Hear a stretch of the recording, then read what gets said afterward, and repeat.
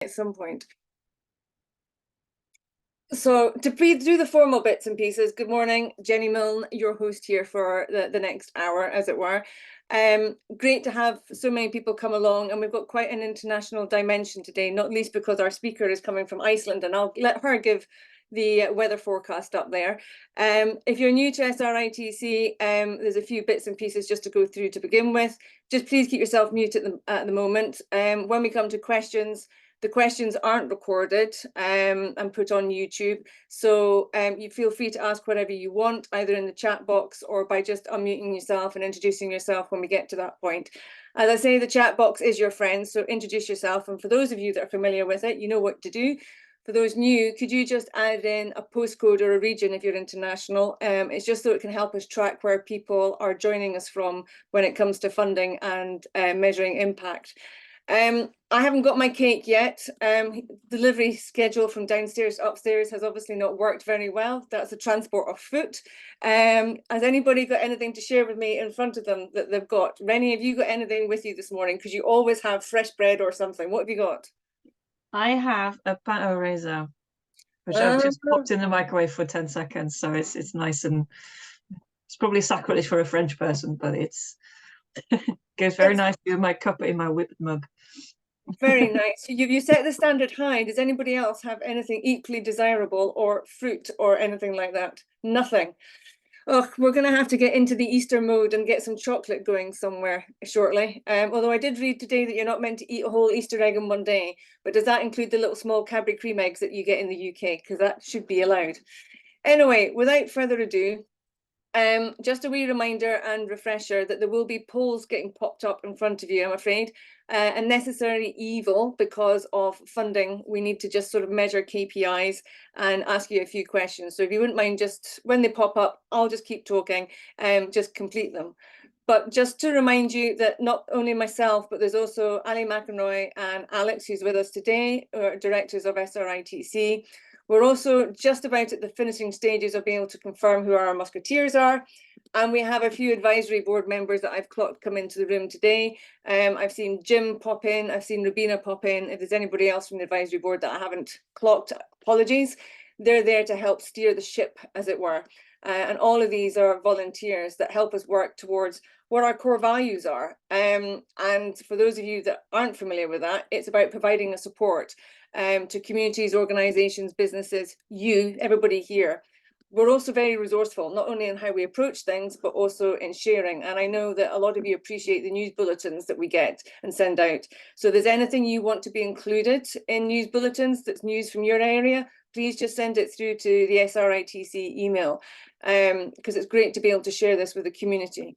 So obviously this vision that we've got is to be able to bring everybody together and to help discuss and maybe solve, in some cases, the rural transport challenges.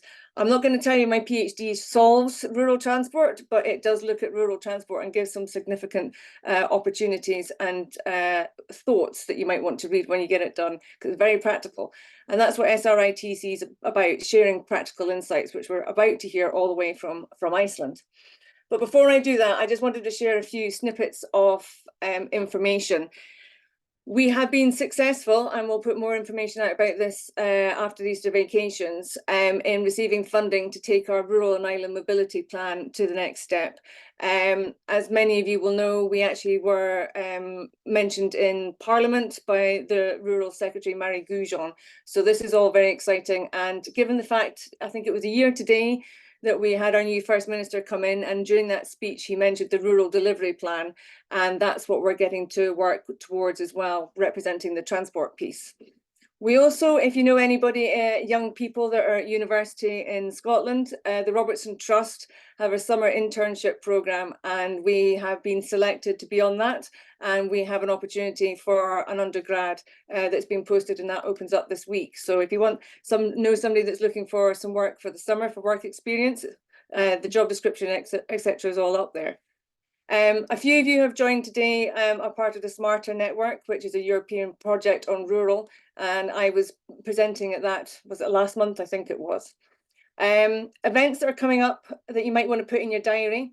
Iriana is going to put in the chat, there's a village hall event that's been run by Scottish Rural Action and SCVO, and that's free to attend in Burnham on the 1st of May, and we will be there. There's the Mass Scotland Conference on the 6th of June in Glasgow, that's Mobility as a Service, and we will be running a workshop on rural and islands in the afternoon. And then naturally, we're going to be at the Royal Highland Show again. And please put the Saturday and the Sunday in your diaries, particularly the Saturday. And there'll be lots to do and to come and see. So I'm not going to say it's a gathering, but it's a mini gathering of bringing people together, and we'll have a good time. There are a few webinars as well. Straight after this, I'm actually joining a conference in London with DFT and others, local authorities and regional transport organisations, like Rennie knows, to do a presentation, because funnily enough, I can't get there in person, so I'm going to be online. A few reminders that you may not be familiar with. We are now registered on the European portal so that we can be involved in EU bids, Horizon side of things. And also, if you wish to partner up with SRITC, there are opportunities to do so, whether that's supporting 2 cafes or being a longer term partner. So I think that's all the ramblings from me today, and I've managed to actually keep my teeth in. But as I mentioned, before we just go to Iceland, I just wanted to give you a bit about the Rural and Island Mobility Plan. You'll remember this started from the work that we did in 2022 for the Scottish Government, and that we had 6 big asks. And one of those was a Rural and Island Mobility Plan, which is about knowledge sharing, facilitating conversations, and looking at particularly issues around exclusion and inclusion within transport. So here's a little storyline as it looks at the moment of the Rural and Island Mobility Plan. So you will all be involved in this project going forward, because it's going to run for a year. And there are going to be various different dimensions to it. So keep an eye on the inbox, and if you want to be more actively involved in it, then just let us know. My tea's just arrived, which is fantastic. But before I hand over to the speakers, there's a QR code here. If you want to join up to news bulletins or events, etc., just feel free to scan this.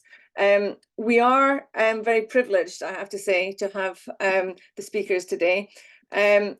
We have one, I don't know why my slide's not working. The tourism aspect of things, this actually came up, didn't it? This conversation and the result of a cafe came up as actually a direct result of being involved in a consortium for a Horizon call. And Jenny, being Jenny, was like, oh, this is really interesting, because I've got similar issues in my PhD. So we're looking at tourism, and we're looking particularly, obviously, at Iceland. You're going to find more out. I think the huge piece is how you can complement residents and visitors in an area. It's a challenge, particularly when you're trying to reduce carbon footprints and looking at the use of the car. So I'm really excited about all of this. I'm going to stop sharing my screen now, and I am going to literally virtually throw us over to Iceland in a very sustainable manner. No flights involved, no ferries involved, Sheila. And I'm very bad at pronunciation, so she's going to pronounce her name herself. I'm going to say Guðrún. No, I can't do it. I'm tongue-tied, too tired. I'm really sorry. I'm dyslexic, so I'll let you introduce yourself. Yeah, hi everybody. My name is Guðrún Þóra, if I pronounce it the Icelandic way, or Guðrún Þóra. It might be a little bit easier. Nice to meet you all. I'm the director of the Icelandic Tourism Research Centre, which is a small research center, a joint project really between 3 universities in Iceland: University of Iceland, Hólar University, and University of Akureyri. And we are hosted by University of Akureyri, which is a town in north of Iceland.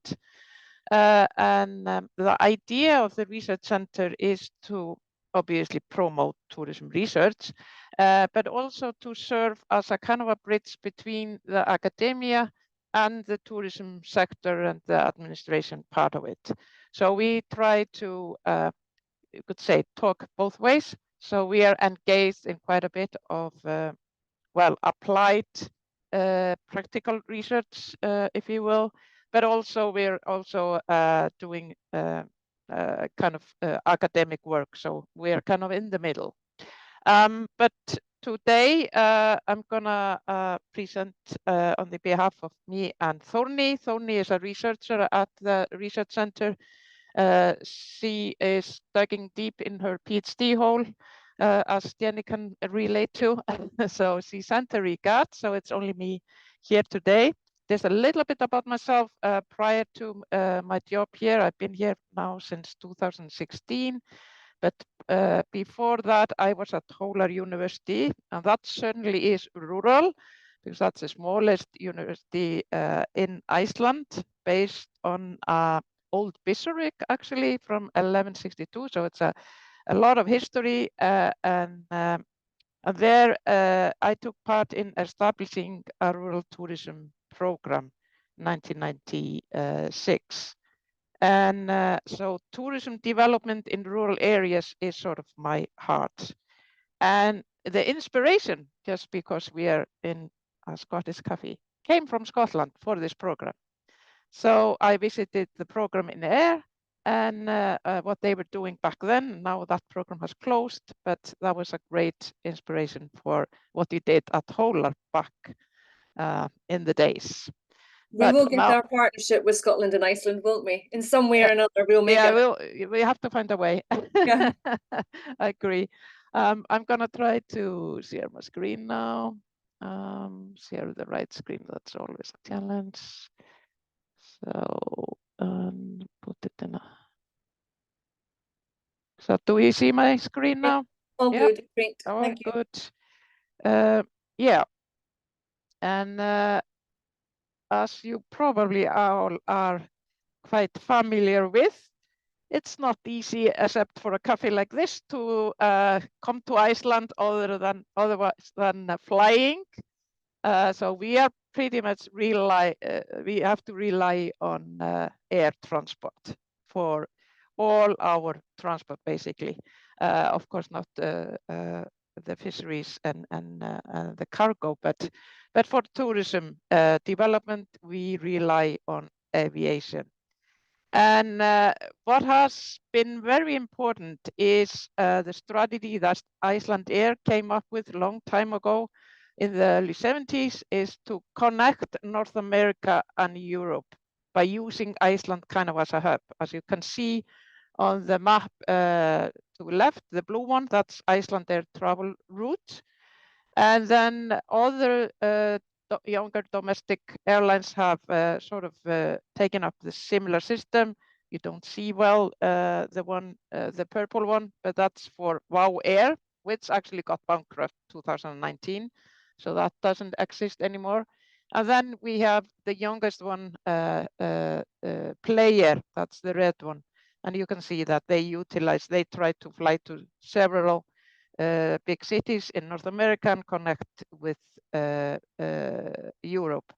So the schedule is that, like if you look at Iceland Air, they fly in from North America in the early morning from many big cities, both on the east and the west coast. So they have quite a good coverage.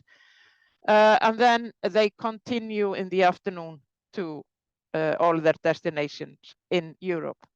And what they did also early on, they developed a stopover or layover program that people could spend some days in Iceland without extra cost. So if you are traveling from New York to, say, London or Paris or whatever, you could hop off in Iceland and spend some days there and continue on the same tickets. And that has really been important. We do have ferry connection with Faroe Islands and Denmark. And the ferry comes in the east. All the foreign aviation almost comes through Keflavik Airport, which is in the southwest on the Reykjanes Peninsula. I don't know if can you see if I put my excursions? No. Okay, no. Okay, I forgot to have, but hopefully some of you know where the southwest peninsula is, where everybody flies in. So that also means a lot regarding the mobilities, the tourism mobilities in Iceland. But first, this is what some of you may have heard of. It's the so-called tourism boom in Iceland. And you can see we have the international tourist arrivals there to the left. And you can see from sort of 2012, 13, and up to 19, there is a really, really steep increase. And I will get back to that a little bit later, why that happened. But that's a really steep increase, which is not healthy for any industry to grow in such a fast speed. And for some years, we had increase of foreign tourism arrivals up to 40% between years. And that's quite a bit. And we are now seeing the same things happening. I mean, you of course see the dive, the COVID dive, and you can see we are recovering very rapidly and getting back to the numbers before COVID. The same thing is happening with the cruise tourism sector. It was a more steady or a not so steep increase before COVID, but what we are seeing now after COVID is that there is a huge increase. And the last summer was really, really big in terms of the cruise tourism sector, and we are seeing the same thing happening the coming summer. And why this Icelandic tourism boom, as we have liked to call it? First of all, it is the access. And of course, in all tourism development, and I don't need to tell you people who are all in mobilities, you know this, access is of course crucial for tourism development and destination development. And as I mentioned this previously, Iceland has this great access to big source market, both in US and in Europe. And the flight is relatively short, and it's a direct flight for most people, and that is advantage. And also the stopover program, as I mentioned. Then awareness is also very important, like you are creating awareness with your cafe, with all kinds of social media. And when we had the infamous volcanic eruption 2011 in Eyjafjallajökull that everybody practiced to pronounce, and which put aviation in Europe on hold for several days, that made Iceland part of the news for days. And even though that was not maybe the ad we wanted to be blamed for people stuck in airports all over, but nevertheless, it created awareness, and the Icelandic government launched a really, really massive tourism campaign in the wake of this to present Iceland as a safe destination. So it was not only the volcanic that people would sort of associate it with Iceland, but it was also a feasible tourism destination to visit. And this also happens when social media is starting to take off. And in the years 2015-16, we had a lot of coverage on media. And what happened is also that Justin Bieber, that I think most of you probably know, the Canadian mega pop singer, he visited Iceland and shot several videos for his pop songs.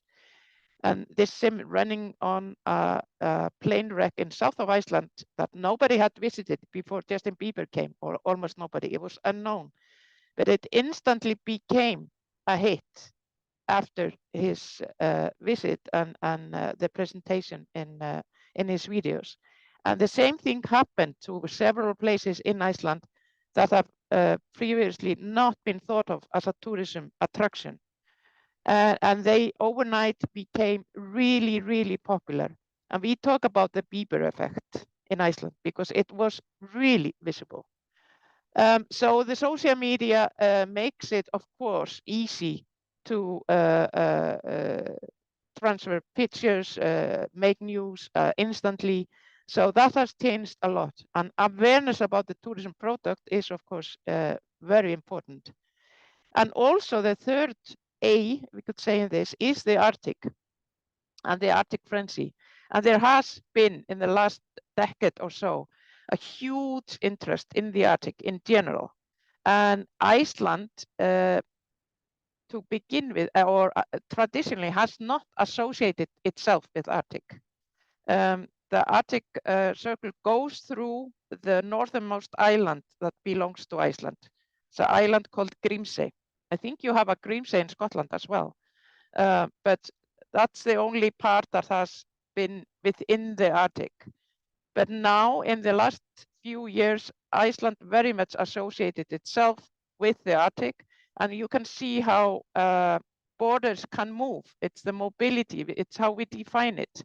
And Iceland now has an active Arctic policy and associates itself very strong with Arctic. And that is, in a way, part to this increased interest. And of course, the interest is not only in relation to tourism, it's a political interest. Everybody is trying to secure the cake or the share of the cake, the Arctic cake. So it's not only the big countries, every country in the Northern Hemisphere is trying to make themselves, have a say in the Arctic policies. So this has created a huge change for Iceland in terms of tourism, and all of a sudden winter tourism, the darkness, the Arctic or the Northern Lights became a huge interest. So we saw a huge change in that before COVID, and that's continuing.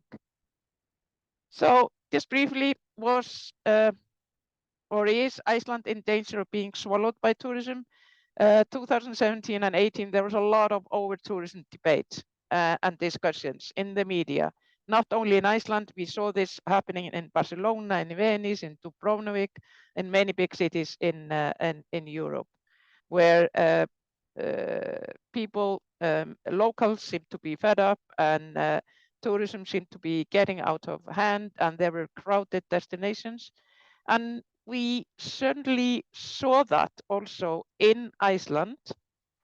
But again, what happens is, as I said, we have this good connection to both North America and Europe, and that has given us a good source market.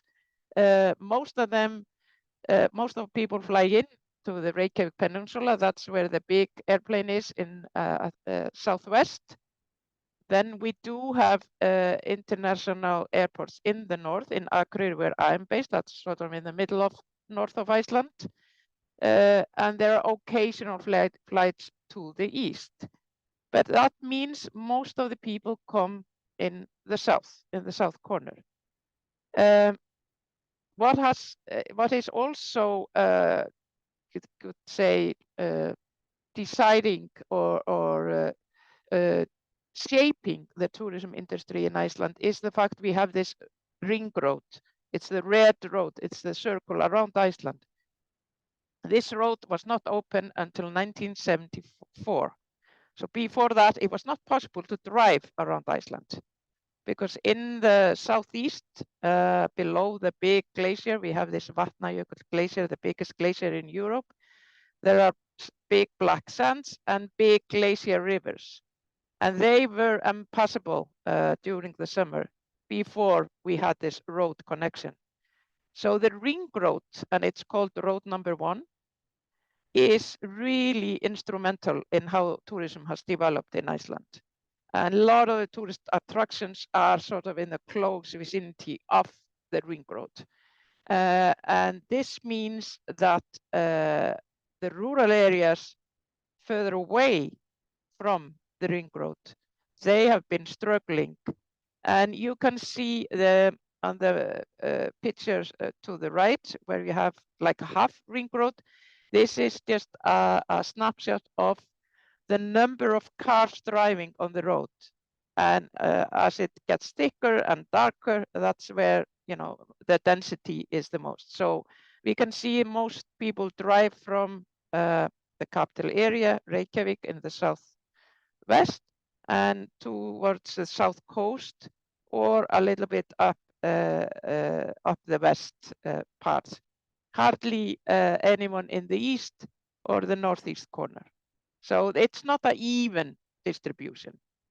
And we have to remember that when we talk about over-tourism, it is usually very place specific. And there are, it's not that you can say how many tourists can Iceland take. It depends, you know, how it's distributed, how it's managed, and so forth.